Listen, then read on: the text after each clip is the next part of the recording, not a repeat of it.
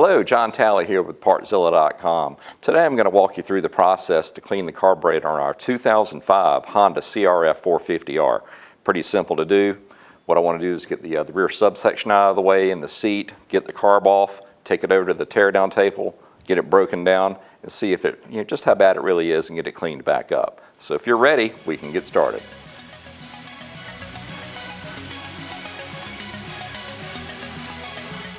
Alright guys, this is going to be a skill level 2, so you really need to follow along closely if you can. Alright, let's talk about the tools that you're going to need to get this done. Not that long of a list. Just need a flat blade and then a Phillips screwdriver, a couple of different 3/8 extension, a good 3/8 ratchet, an 8, a 10, and a 12 socket, and then a 3 and a 4 Allen. Beyond that, just a 10 and a 12 millimeter wrench, and then a good pair of needle nose pliers. Now as far as the parts, that's really going to be determined by your machine. This may be as simple as just using a can of carburetor cleaner, or you may need to get an entire rebuild kit. But keep in mind, if you look at our exploded diagrams, you can actually get each individual piece inside of the carburetor, depending on what yours needs. Plus, looking at the exploded diagrams gets you a much better idea of how everything's going to come apart, and more importantly, how it's all going to go back together. So if you're ready, we'll head over to the machine and I'll show you how to do it. Alright, you can probably get the carburetor out without pulling the seat and the rear subframe. I wouldn't recommend it because you'll be able to get it out, but good luck on trying to cram it back in there, especially with the rubber boots that are how many years old now? Since this is a 2005, they've been in there for a while. Plus, it's not that tough to pull the rear subframe and get it out of the way.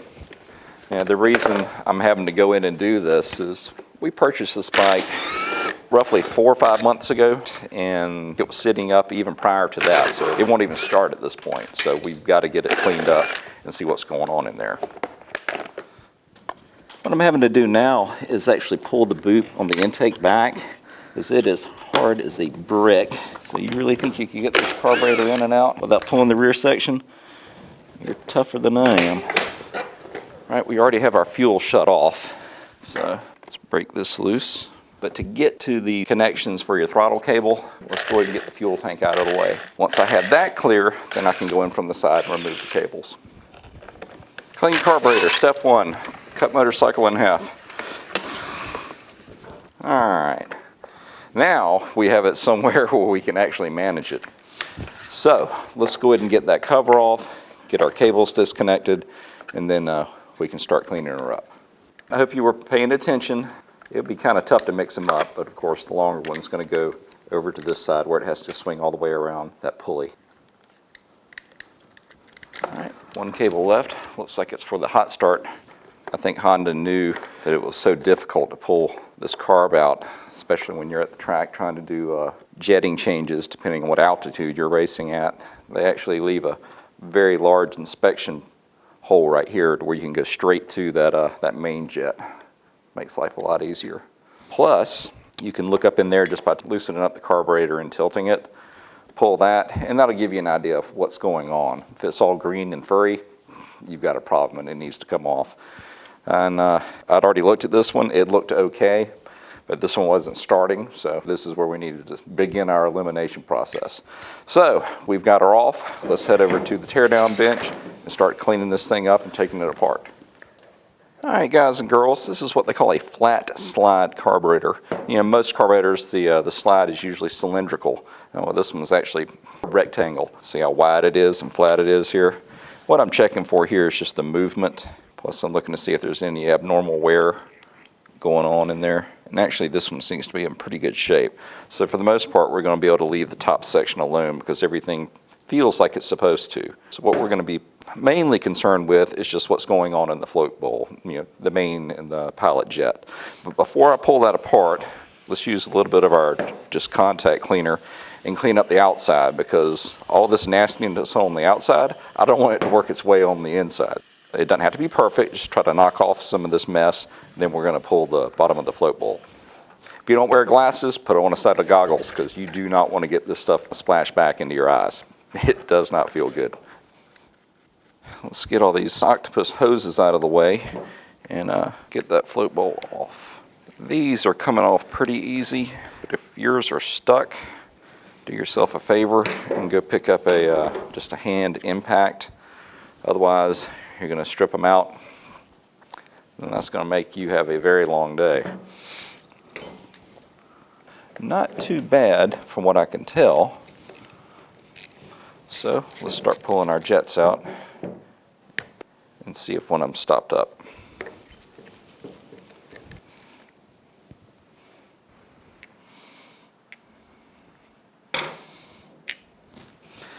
All right, so we've got our float bowl off, we've got our jets out, and what you're looking at is your main jet, which is down on the end.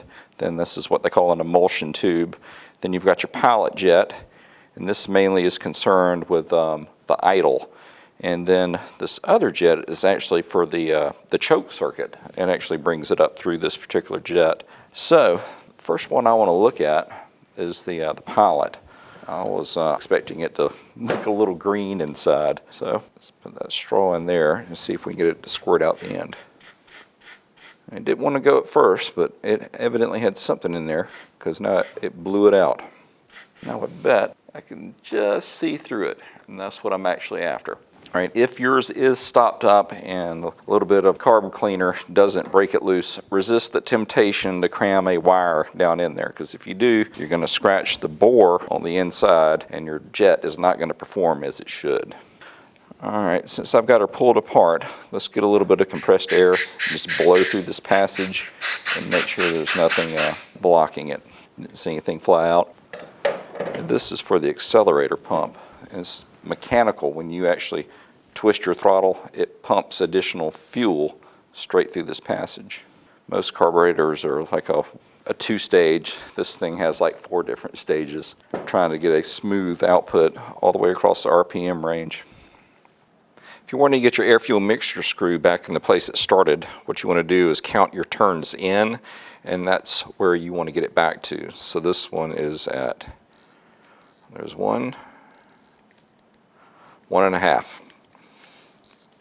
So now you can go ahead and back it all the way out, and what you're going to have in there is a spring, a washer, and then a rubber O-ring. Now the washer and the O-ring have decided to stay in there. Let's see if we can knock them out. Alright, there is the washer I was talking about. On the other side of that, there should be an O-ring. That little guy right there. Tell you what, since we're there, and I've only looked at the outside of the slide, let's go ahead and pull it and take a look at our main jet needle, because if it's worn in certain areas that actually come down into the emulsion tube, then it'll let fuel seep by and it won't run correctly. That needle actually looks to be in really good shape. I don't see any grooves cut in it. It looks like somebody's been into this carb before. And I say that because this looks just a little bit too clean in there. Plus look at the color difference in between this and this. Alright guys, this carburetor actually looks to be in really good shape. So what I'm going to do now is go ahead and start putting it back together.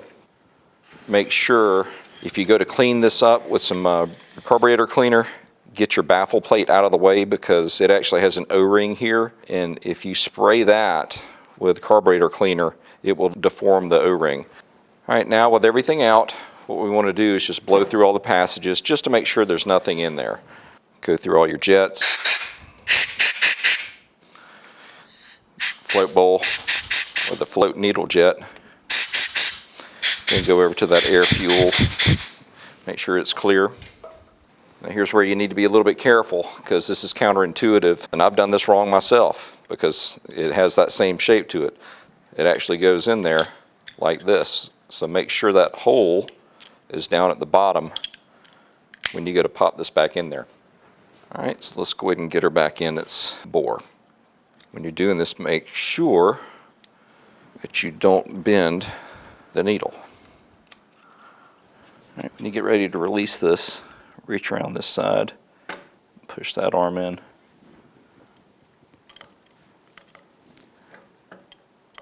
and that'll let it go back down. Now we can get that set screw back in. It's basically going to be just the opposite of what I did to pull it apart. So it's really not that complicated. All right, now let's go ahead and get our air fuel screw back in there. Because remember, it's spring first, then the washer, then this O-ring. Best way to do this is hold it vertical and then guide it up in there. Now remember, when you're setting the air fuel mix screw, go all the way in, and we're going to back out 1.5. So there's 1.5. All right, let's go and get our jets back in. Then our pilot, and then our main.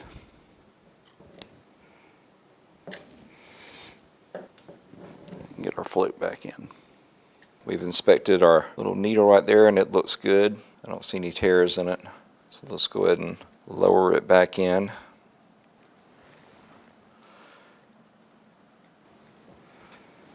Just want to take a quick peek at our float level, because what we're looking for is to measure this distance, and that distance I'm talking about is from the top or the outer edge of this float, which is measured from here to there. So that needs to be 8 millimeters. And how you find that is you look at it from the side and you bring the float in until it just starts to push in on that plunger. So that is approximately right there when that starts to happen. We're going to set it to 8 millimeters just using a caliper. Let's see where we are. It's very close to 8 millimeters, so I don't think it's been moved, so it should be okay.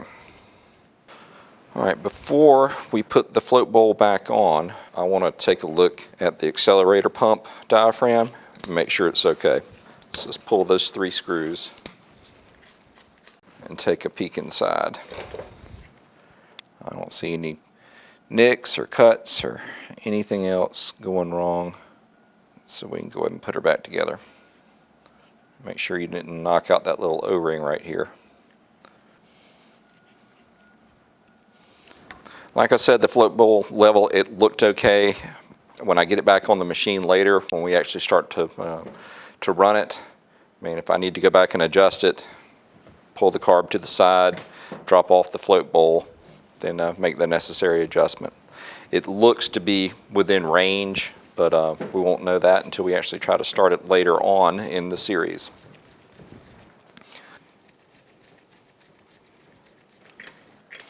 Everything feels good.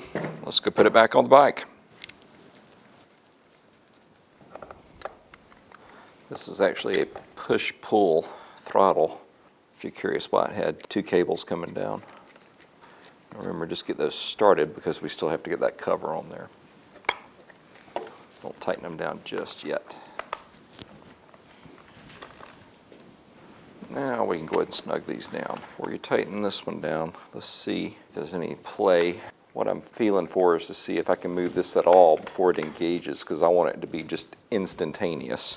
And if it weren't, you could take up your slack with that bolt. Now, just need to wiggle her back down in there and get her pushed back on the intake. There's a tab over here on the left on the intake boot. You'll see where it lines up on the carburetor to make sure you've got it in the right position. Go ahead and tighten down that front clamp. All right, if you have not changed your spark plug in a while, now's the time to do that. So if you've got an extra one laying around, I'd go ahead and swap it out if I were you.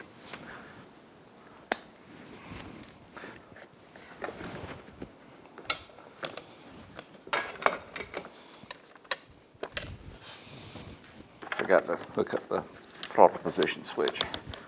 But I can get to it.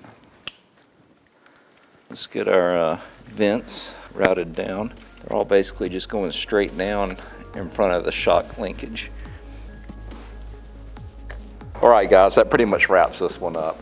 Listen, if you need any of the parts that we used to get yours back together, why don't you come see us at Partzilla.com and we can get you taken care of.